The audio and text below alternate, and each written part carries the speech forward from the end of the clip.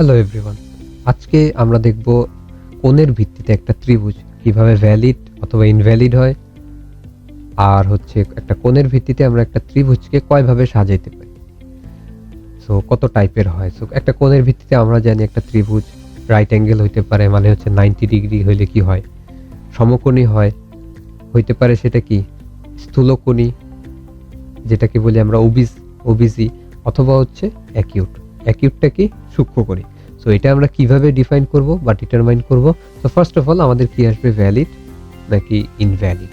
So আমাদের হচ্ছে again তিনটা ইনপুট নিব, A B C. I hope আপনারা ত্রিভুজের সাইড রিলেটেড ভিডিওটা দেখেছেন অথবা সাইড রিলেটেড যে প্রবলেম সেটা বুঝতে পারছেন। সো সেইটাই আর কি, আমরা তিনটা সাইড নিয়েছিলাম তখন এ বি সি, তার জায়গায় আমরা এবার কি নিব, তিনটা অ্যাঙ্গেল নিব। সো এ বি সি তিনটা কোণের মান নিয়ে নিলাম। সো আমাদের ভ্যালিড কোন ক্ষেত্রে অথবা ইনভ্যালিড কোন ক্ষেত্রে আমরা একটু চিন্তা করি। একটা ত্রিভুজের যখন একটা কোণের মান 0 ডিগ্রি হয়ে যায় সেটা কি একটা ইনভ্যালিড হয়ে যায়? অফকোর্স। একটা কোণের মান 0 ডিগ্রি তো ত্রিভুজ আঁকতেই পারবো না। আবার যদি ত্রিভুজের কোণের মানটা যদি মাইনাস ধরেন 970 হয়ে যায়, ত্রিভুজ আঁকতে পারবো? অফকোর্স পারবো না। একটা ত্রিভুজ আঁকতে গেলে অবশ্যই আমাদেরকে 0 থেকে ভ্যালু বড় হইতে হবে। তো এটাকে আমরা সাইডের ক্ষেত্রেও দেখছিলাম না। তো সাইডের ক্ষেত্রে কোণের ক্ষেত্রে বেসিক্যালি ই স্টার্টিংটা হচ্ছে same, A is greater than 0, B is greater than 0, C is greater than 0।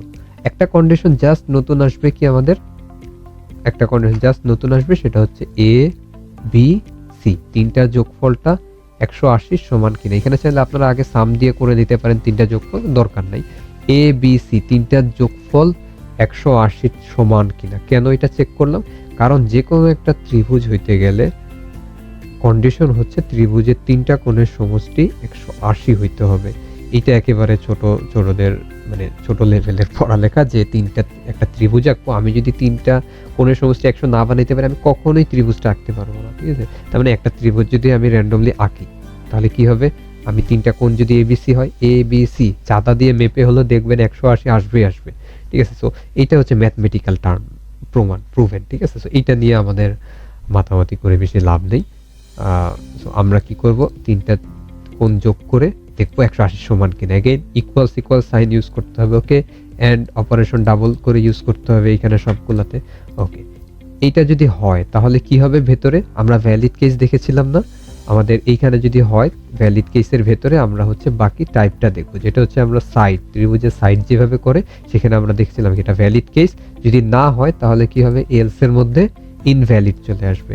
আমরা ধরে নিলাম আমরা যেসব ভ্যালু বসাইছি সেগুলো হচ্ছে, সাপোজ আমাদের কি হয় 70 degree, 80 degree, 90 degree বসাইলাম।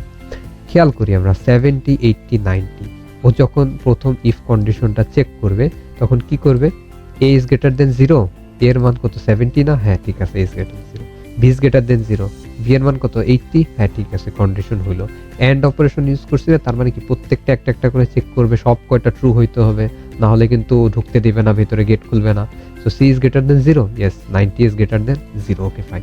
And operation দেখলো, এ বি সি তিনটা যোগ করবে 180 সমান হয় কিনা, এ বি সি তিনটা যোগ করি কত হয় 90, এখানে কত তিনটা যোগ করলে কি 180 আসে, তিনটা যোগ করলে কত আসে আমাদের 90, 80, 70 হচ্ছে 240 চলে আসে। ওকে, আমাদের চলে আসে কত 240। 240 কি 180 সমান? অবশ্যই না। আমরা যদি এটা ইনপুট বসাই এখানে কি পারমিশন দিবে? অবশ্যই পারমিশন দিবে না, সুন্দর করে এলসে এসে ইনভ্যালিড প্রিন্ট করে দিবে। আমরা যদি একটু চেক করি কত বসাবো, 70, 80 আর 90 বসাইলাম, ইনভ্যালিড আসলো না। কারণ কি, তিনটা যোগ করে কি 180 হয়েছে? হয় নাই। যদিও 0 থেকে বড়, 0 থেকে কিন্তু বড়, কিন্তু 180 সমান হয়নি, তার মানেও ঢুকতেই দিবে না। তাহলে যদি ভ্যালিড হইতে আমাদেরকে একটা ভ্যালিড ট্রায়াঙ্গেলের কন্ডিশন অনুসারে বসাইতে হবে না? লাইক একটা আমি 90 বসাইলাম, একটা 45, একটা 45, তিনোটাই 0 থেকে বড়, এবং তিনটা যদি যোগ করি দেখবেন 45, 45, 90 আর 90 দুগুণে 180। ওকে, সো 90, 180, সো এটাকে একটা ভ্যালিড কেস না? এটা যদি আমি ইনপুটে বসাই ও সুন্দর করে ভেতরে আসবে। ওকে ফাইন, পারমিশন দিল ভেতরে আসার। সো এটাকে নেস্টিং ইউজ করছি अगेन, একটা ইফের ভেতরে মাল্টিপল ইফ এলস। তার মানে মেইন কি, এইটা মেইন ইফ হচ্ছে এইটা, বা প্যারেন্ট ইফ, এরা হচ্ছে চাইল্ড বলতে পারেন, যে চাইল্ড। সো চাইল্ডের ক্ষেত্রে আমি ফার্স্টে কি কন্ডিশন চেক করলাম, ইফ এ ইজ ইকুয়ালস 90 আর বি ইকুয়ালস, এটা কি জিনিস? সো এ কে আমি ফার্স্টে চেক করব সমকোণী হওয়ার শর্ত কি। সমকোণী হওয়ার শর্ত হচ্ছে ত্রিভুজের যে কোনো একটা কোণের মান যদি 90 ডিগ্রি হয় তাহলে কি সেটা সমকোণী ত্রিভুজ। ওকে, সো তো সমকোণী ত্রিভুজের ক্ষেত্রে যে কোনো একটা 90 না, এই যে কোনো কথাটা বললাম তার মানে কি হবে, যে কোনো একটা ট্রু হইলেই কি আমার প্রোগ্রামটা ভেতরে পারমিশন দেওয়া উচিত। তাহলে কি হবে, এ যদি 90 হয় অথবা বি যদি 90 হয় অথবা সি যদি 90 হয়, মাঝখানে কি অর অপারেশন দিলাম মানে কি অথবা না, তার মানে যে কোনো একটা যদি 90 হয় তাহলে কি করবে, রাইট অ্যাঙ্গেল ট্রায়াঙ্গেল হয়ে যাবে। আমাদেরটা দেখেন তো এই কন্ডিশনে কি 90 না, এ 90 হয়ে গেছে, বাকিগুলা দেখার দরকার আছে? কোনো দেখবে না, কিছুই দেখবে না, কারণ দেখবে যখনই দেখবে হচ্ছে অর অপারেশন, তার মানে তো বাকিগুলো আমাকে ট্রু করতে হবে না।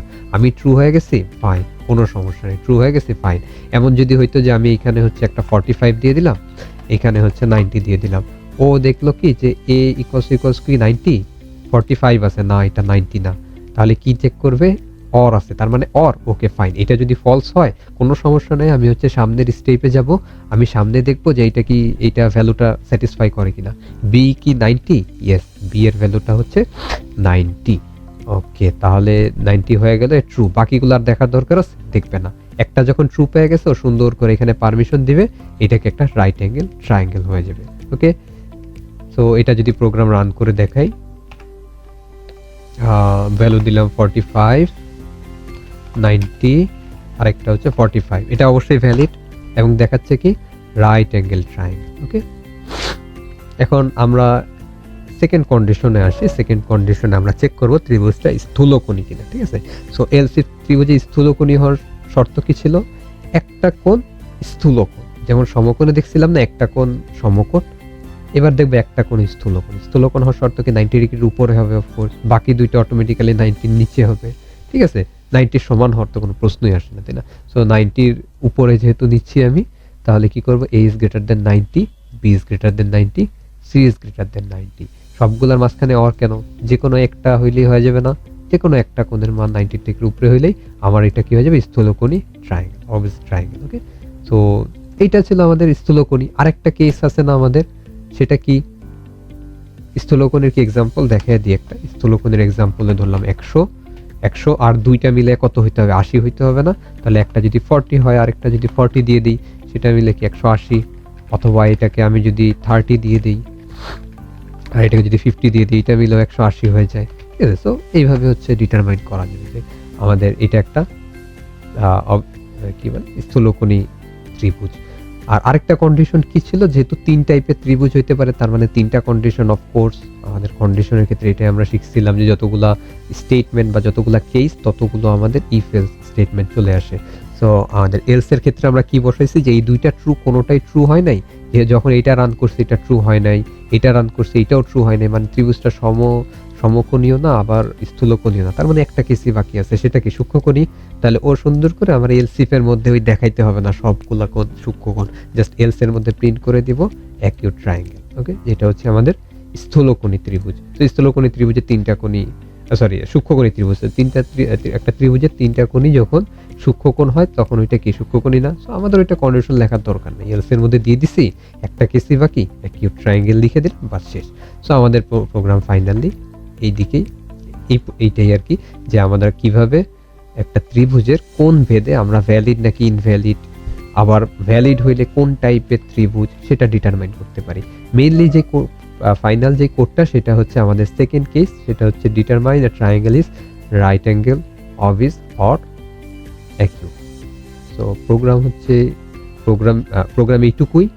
আপনাদের যদি কোনো কোশ্চেন থাকে, যদি না বুঝে থাকে, কমেন্টে জানান কোন জায়গাতে বুঝেননি বা কোন জায়গাতে সমস্যা, অথবা আমার সাথে পার্সোনালি কন্ট্যাক্ট করতে পারেন আমার সোশ্যাল মিডিয়াতে, সবকিছু ডিসক্রিপশনে দেওয়া থাকবে। এবং অন্যান্য যেই ইফ এলস স্টেটমেন্ট, যদি মনে হয় ইফ এলসটা একটু ভালোভাবে বুঝতে চান বা কিছু বেসিক স্ট্রাকচার দেখতে চান, শিখতে চান, তাহলে ডিসক্রিপশনে ইফ এলস রিলেটেড ভিডিওর লিঙ্ক দেওয়া থাকবে, সেখান থেকে দেখতে পারেন। আর যদি মনে হয় ভিডিওটা ভালো লাগছে অথবা বুঝতে পারছেন, একটা কমেন্ট করে জানিয়ে দিতে পারেন যে প্রোগ্রামটা বুঝেছেন কিনা। সো আজকে এই পর্যন্তই, দেখা হবে অন্য কোনো ভিডিওতে। আল্লাহ হাফেজ।